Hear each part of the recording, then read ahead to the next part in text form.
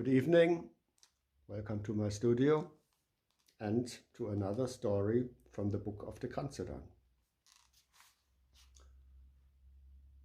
The Doll's House. Once, the Kranzedan acquired a splendid old doll's house, complete with a wide range of accessoires. The second-hand dealer, a small, stooped man with a sickly complexion and dark circles under his eyes, wanted curiously little money for it. And when the Kranzedan proposed a lower price, it was a flea market after all, and one should always haggle at a flea market, he had his offer accepted without hesitation.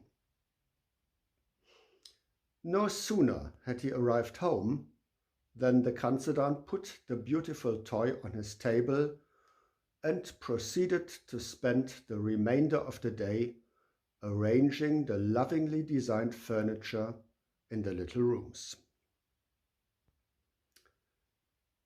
3 stories had the doll's house, with numerous rooms, and it was exquisitely and realistically furnished, down to the smallest detail. From the case of the large grandfather clock there sounded, on the hour, delicate chimes. The cast-iron kitchen stove could indeed be fired with wood. Yes, even the paintings, in their finely carved weave frames, were actually done in oil. Only the door in the downstairs hall, behind which, in a real house, one would expect to find the cellar stairs, could not be opened, because the toy did not have a lower story.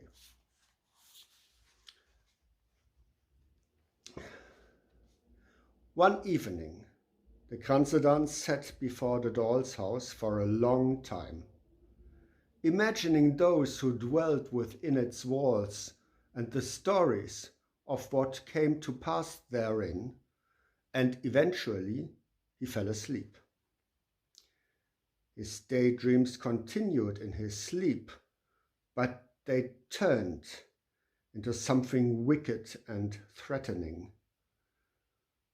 He was reduced to the size of a doll, running about the house where he witnessed sadistic machinations and cruel excesses of violence.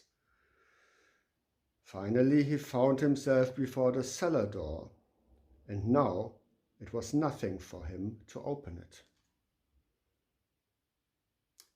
From that night on, the Kranzedan has never been seen again, and even when months later his flat was forced open, no trace of him could be found.